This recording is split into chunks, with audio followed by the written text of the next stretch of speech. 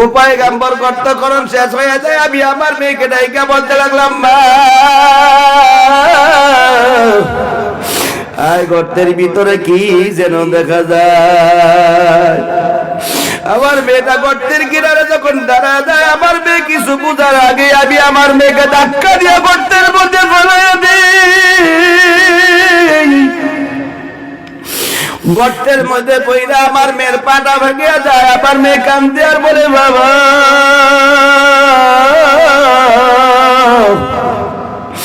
আমাকে মেরো না, আমাকে ছেড়ে দাও, জীবনে কোনোদিন আর তোমাকে বাবা পরিচয় দেব না, আমি দূরে চলে যাব, কোনোদিন তোমার সামনে আসবো না রে বাবা। আমার মেয়ে গর্তের মধ্যে পড়ে কাঁদতেছে, যতই কান্না করে আমার দিলটা নরম হয় নাই। ওগো পয়গম্বর, শুধু এই নয়, একটা বড় পাথর নিয়ে আমার মেয়ের বুকের মধ্যে যখন ফলাইয়া দেই, আমার মেয়ে চিৎকার দিয়া কাঁদতেছে আর বলতেছে, বাবা ও বাবা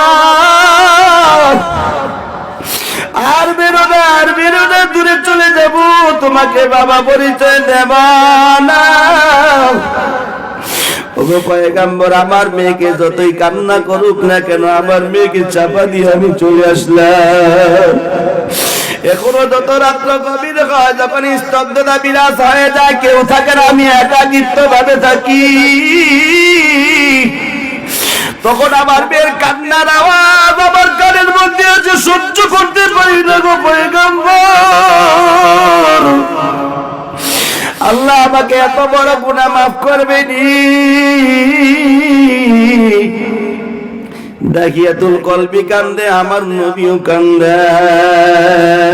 আল্লাহর নবীর এক সাহাবী দাহিয়াতুল কলবি রাদিয়াল্লাহু তাআলা আনহু, আল্লাহর নবীর সামনে বসা। হঠাৎ করে আল্লাহর নবী চেহারার দিক তাকায়, দাহিয়াতুল কলবি কান্দে। আল্লাহর নবী জিজ্ঞাসা করে, দাহিয়াতুল কলবি কি অন্যায় করছো, কেন তুমি কান্দো? আমি নবীর চেহারার দিক তাকায় কেন কান্দো? দাহিয়াতুল কলবি ডাইকা বলে, পয়গম্বর আমি এই জন্য কান্দি, আমি জীবনে কত বড় গুনাহ করছি। আল্লাহর নবী ডাইকা বলতে, কি অন্যায় করছো আমার কাছে বলো, আমি আল্লাহর কাছে গুনাহ মাফের জন্য আল্লাহর কাছে বলবো, শাফাআত করব, তাড়াতাড়ি বলো কি অন্যায় করছো, আমি নবীর কাছে বর্ণনা দাও। দাহিয়াতুল কলবি কান্দে আর বলে, পয়গম্বর আমাকে আল্লাহ রাব্বুল আলামিন কত মেয়ে দিয়েছিল, অনেকগুলা সন্তান মেয়ে দিয়েছিল, একটা মেয়ে আমার হাতে থেকে বাঁচতে পারে নাই, সব মেয়েকে আমি হত্যা করেছি, খুন করে ফেলাইছি। সর্বশেষ যেই মেয়েটা আল্লাহ আমাকে দিলে এত সুন্দর, আমি আমার স্ত্রীর প্রেগনেন্ট অবস্থায় বিদেশের মাটিতে ব্যবসার জন্য চলে যাই। প্রতি কিছু কয়েক বছর পর বাড়িতে আসলাম, আসার পর আমার বিবি জানায় দিলে আমার সন্তান হয়েছে মৃত। কিছুদিন পর আমার বিবি আমাকে আমার শ্বশুর বাড়ি, আমার স্ত্রীর বাবার বাড়ি নিয়ে যায়। বাড়ি নিয়ে যাওয়ার পর দেখলাম একটা সুন্দর মেয়ে, সুশ্রী, এত সুন্দর মেয়ে জীবন কোনোদিন দেখি নাই। ওই মেয়েটার সাথে আমাকে পরিচয় করে দিলে, মেয়েটা আমাকে আদর করে, আমিও মেয়েটাকে মেয়ের মতো দেখলাম। মেয়ে আমাকে দেখলে গালে কপালে চুমা দেয়, আমিও মেয়েটাকে বাবার আদর দেই। মেয়ের প্রতি আমি দুর্বল, মেয়েটাও আমার প্রতি দুর্বল, আমি মেয়েটাকে এক মুহূর্ত ছাড়া থাকতে পারি না, এমন মায়া এসে যায়। এমন মায়া দেখে আমার মেয়েটাকে বলতে হবে, স্বামী এটা হলো তোমার কলিজা টুকরা সন্তান মেয়ে, তুমি ব্যবসায় যাওয়ার পরে এই সন্তানটা আল্লাহ তোমাকে দিয়েছে। জোরে কোন সুবহানাল্লাহ। সন্তান দেওয়ার ক্ষমতা কার? আরো জোরে বলো কার? দুনিয়ার মানুষেরা, আমাদের বাংলার জমিনে কিছু মানুষরা পীরের কাছে সন্তানের জন্য দৌড়ায়, ঠিক কিনা জোরে বল? অমুক বাবার কাছে যায়, অমুক মাজারে যায়, গিয়ে বাবার কাছে চায় আমাকে একটা সন্তান দাও, আমাকে একটা ছেলে দাও। আল্লাহ পীর বাবারে সন্তান দিয়েছে, দুনিয়ার কেউ দেখে দেয় না। পীর বাবারে সন্তান দিয়েছে কেডা? জোরে কনকে। তাহলে পীর বাবার যদি সন্তান আল্লাহ দিতে পারে, তাহলে তুমি কেন পীরের কাছে যাইয়া চাও? তোমার তো দালালির দরকার নাই, আল্লাহরে পাওয়ার জন্য, আল্লাহর কাছ থেকে পাওয়ার জন্য কোনো দালালের দরকার নাই, ঠিক কিনা জোরে কন? এরে আল্লাহর গোলাম দাহিয়াতুল কলবি মেয়েটার প্রতি দুর্বল হয়ে যায়, মেয়েটার সাথে দুর্বল হয়ে যায়। এবার বিবি পরিচয় করে দেওয়ার পর মেয়েটাকে বাড়িতে নিয়ে আসলো। দাখিয়াতুল কলবির মাথার মধ্যে যেমন আসমান ভেঙে পড়ছে, চিন্তা করে গেল মানুষেরা আমাকে কি বলবে, মানুষেরা আমাকে কত টিটকারি করবে। মেয়েটা বড় হলে অন্যজনের বাড়ি যাবে, অন্যজনের ভোগের সামগ্রী হবে, আমি কিভাবে লজ্জায় মুখ দেখাবো। দাখিয়াতুল কলবি পেরেশান, কিন্তু মনের ভিতরে যন্ত্রণা কাউকে বুঝতে দেয় না। পেরেশান হইয়া বিবির একদিন ডাইকালো, বিবি সন্তানকে সাজায় দাও, তারে নিয়ে আমি বেড়াতে যাব, তার মামা বাড়ি বেড়াতে যাব, সাজায় দাও। আমার বিবি মহা খুশি হয়ে যায়, আমার কলিজার টুকরা সন্তানকে সুন্দর করে সাজায়া গোছাইয়া দামি সুন্দর জামা কাপড়, নতুন জামা কাপড় পরে আমার সাথে দিয়া দেয়। আমি আমার সন্তানকে হাতের মধ্যে ধরে আমার শ্বশুর বাড়ির রাস্তায় রওনা করলাম। বিবি আমার দরজা থেকে তাকায় আসতেছে, দেখতেছি। চলতে চলতে বহুদূর চলে গেলাম, অদৃশ্য হয়ে গেলাম, দৃষ্টির সীমার বাহিরে চলে গেলাম। বিবি ঘরের ভিতরে চলে যায়, আমি সন্তানকে নিয়ে নানা বাড়ির রাস্তায় না যাই, আমার সন্তানকে নিয়ে জঙ্গলার দিকে রওনা করলাম। যখন সন্তানকে নিয়ে জঙ্গলার দিকে যায়, আমার সন্তান কান্দে আর বলে, বাবা কোন দিকে যাও? এটা তো নানা বাড়ির রাস্তা না, আমি আমার নানা বাড়ির রাস্তা চিনি, তুমি কেন জঙ্গলের দিকে যাও? ও বাবা পয়গম্বর, আমার সন্তান এই কথা বলার পর ধমক দিয়া বললাম, তুমি আমার থেকে রাস্তা বেঁচে ছিল না, এই জায়গা দিয়া তাড়াতাড়ি নানা বাড়ি যাওয়া যায়।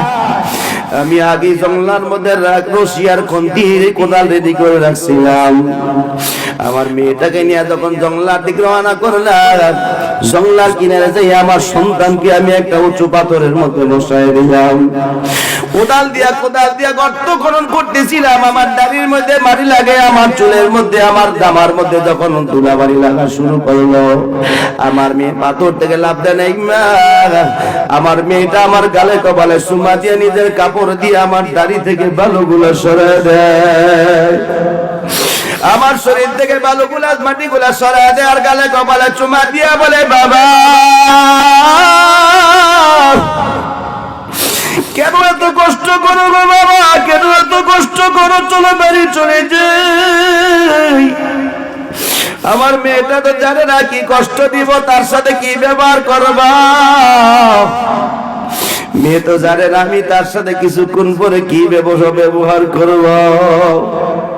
ও পয়গম্বর গর্তকরণ শেষ হয়ে যায়, আমি আমার মেয়েকে ডাইকা বলতে লাগলাম, মা আর গর্তের ভিতরে কি যেন দেখা যায়। আমার মেয়েটা গর্তের কিনারে যখন দাঁড়া যায়, আমার মেয়ে কিছু বুঝার আগে আমি আমার মেয়েকে ধাক্কা দিয়ে গর্তের মধ্যে ফেলে গর্তের মধ্যে পইরা আমার মেয়ের পাটা ভেঙে যায়। আমার মেয়ে কান্দে আর বলে, বাবা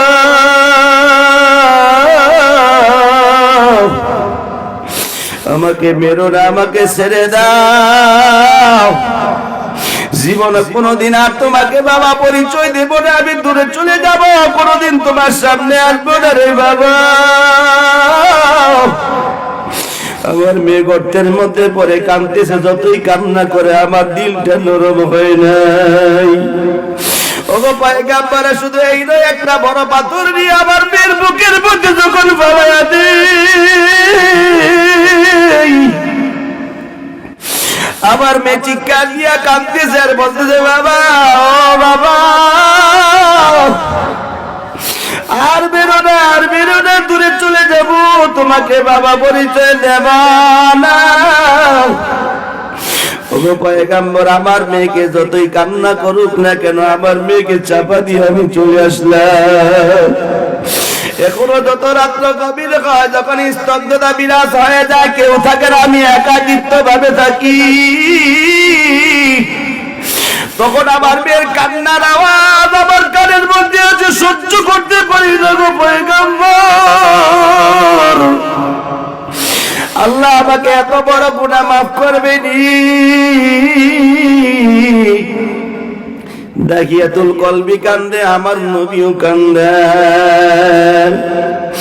আল্লাহর পয়গম্বর ডাইকল দাহিয়াতুল কলবি যদি খালিস তওবা করো আল্লাহ তোমার জীবনের সব গুনাহগুলি maaf করে দিবে রে দাহিয়াতুল কলবি। দাহিয়াতুল কলবি এমন তওবা করছে জিবরাইল যতবার আসতো দাহিয়াতুল কলবির আকৃতি ধারণ করে আমার নবীর সামনে আসতো। জোরে জোরে বলেন সুবহানাল্লাহ।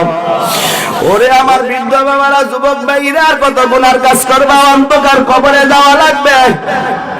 অন্ধকার কবর কিন্তু কঠিন জায়গা, জাহান্নামের আগুনের ঘর, সাপ বিচ্ছুর আল্লাহর গুলো তাকায় দেখবি, কবর রাখার পর তাকায় দেখবি উপরে কাঁচা বাজের ছাউনি দেওয়া শুরু হবে, ডানে মাটি বামে মাটি নিচে মাটি, উপরে কাঁচা বাজের ছাউনি কেউ নাই, অন্ধকার কবরে কেউ নাই। কোথায় তোমার বিবি, কোথায় আত্মীয় স্বজন, কোথায় বন্ধু বান্ধব, কোথায় বাড়ি গাড়ি, কিছুই নাই। অন্ধকার কবরে কেমনে থাকবা ভালো করে চিন্তা ফিকির করে দেখো। এই স্ত্রী সন্তান বাড়ি গাড়ি কিছুই যাবে না, ঠিক কিনা ধরে গাও। পাগল মন আমার তুমি কারলা গিয়া করলা রে বাড়ি গো। পাগল মন আমার তুমি করলা গিয়া করলা রে সুখের গো। উপর তলায় বাতি জ্বলে, উপর তলায় বাতি জ্বলে, নিচ তলাতে অন্ধকার তুমি করলা গিয়া করলা রে সুখের ঘর। ঠিকই না জোরে কর। দুদিনের ওই রং তামাশা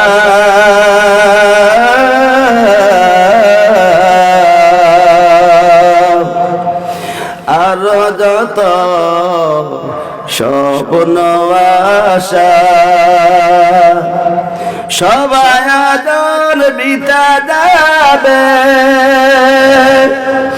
সবাই আজন বিতা যাবে, শেষ ঠিকানা মাটির ঘর তুমি করলা গিয়া করলা রে সুখের ঘর। ঠিকই না ধরে ঘর। এই আল্লাহর বলা অন্ধকার কবরে যাওয়া লাগবে, ভালো করে চিন্তা ফিকির করে দেখো। অন্ধকার কবর কিন্তু কঠিন জায়গা, জাহান্নামের আগুনের ঘর, সব বিচ্ছুর ঘর। আত্মীয় স্বজন গুলা যখন 40 কদম চলে আসবে, মানুষেরা যখন কবরে 40 কদম রেখে চলে আসবে, তখন দুইজন ফেরেশতা এসে তোমারে প্রশ্ন করা হবে। তাকায় দেখবারে আল্লাহর গোলাম প্রশ্ন করবে, মান রব্বুকা ওয়া মা দীনুকা। 3টা প্রশ্ন করার পর যদি জবাব না দিতে পারো, তাকায় দেখবা কবরের এক প্রান্তর পৃথিবীর একদিকে চলে যাবে, আরেকটা প্রান্তর আরেক দিকে চলে যাবে। দুই দিক থেকে আসে এমন জোরে চাপ মারবে, এ পাথরের হাড্ডি ও পাথরে ভেদ করে ঢুকে যাবে। কান্নার আওয়াজ কেউ শুনবে না রে, কান্নার আওয়াজ দুনিয়ার কেউ শুনবে না, তোমার কান্নার আওয়াজ আর কেউ শুনবে না। তাকায় দেখবা কবরের মাটি থেকে ফাঁক হইয়া 14 টুরে, একটা নয়, 2টা নয়, 99টা সাপ কবরের দিকে দাও দাও করে হাঁটায় আসবে।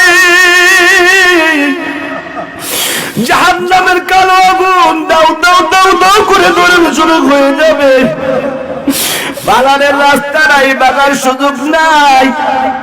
এমন একজন মানুষ আর যেমন একটা ফেরেশতা আসবে, কারো শুনে না, চোখেও দেখায় না।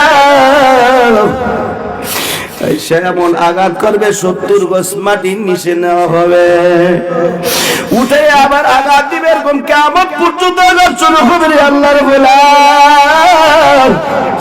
ওই কবরে যাওয়ার আগে ভালো করে তওবা করে আল্লাহর কাছে সন্তুষ্ট করা কবরে যাওয়ার জন্য তৈরি হয়ে যাও। জোরে কোন আমিন, আরো জোরে কোন আমিন।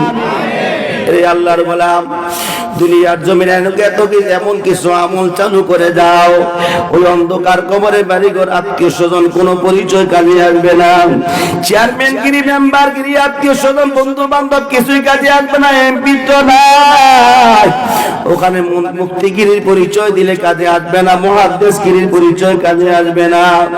দুনিয়ার জমিন থেকে যদি ঈমান আমল নিয়ে কবরে যাও, ওই অন্ধকার কবরে শান্তির ফয়সালা হবে না। খাস্তা খোদা গুনাহগার যদি কবরে হয়ে যাও, জাহান্নামের আযাব সহ্য করতে পারবি না রে আল্লাহর গোলাম। পাকিস্তান নিশাপুর একটা জায়গার নাম, ওই জায়গার মধ্যে একজন আলেম দেখলো এক টিকিট কাউন্টারের মাস্টার, ভালো মানুষ, বুজুর্গ মানুষ, নামাজ পড়ে, তার হাতটা ডান হাতটা বেন্ডিজ করা। ওই লোকটাকে দেখলেন যখন অন্ধকার হয়ে যায় গভীর রাত, টিকিট কাউন্টারের মাস্টার নিজের হাতের বিন্ডিজটা খুললেন। আলেম সাহেব তাকায় দেখতে পাইলো ভালো হাত বিন্ডিজ করা। বিন্ডিজ খোলার পরে তার হাত থেকে অজানা একটা গ্রান আসতেছে। জোরে করুন সুবহানাল্লাহ। ওই টিকিট কাউন্টারের মাস্টার ডান হাতটা লাগা, জিহ্বার মধ্যে লাগা, চাটলো, চোখে লাগায়, মুখে লাগায়, চুমা দেয়, আবার হাতটা বেন্ডিজ করে রাখছে। আলেম জিজ্ঞাসা করলে, বাবা তোমার হাতটা ভালো, কেন তুমি হাত বেন্ডিজ করে রাখলা? তোমার চক্ষু তুমি কেন চুমা দিলে, হাতে কেন চাটো? তখন টিকিট কাউন্টারের মাস্টার দেখা বলতে, হুজুর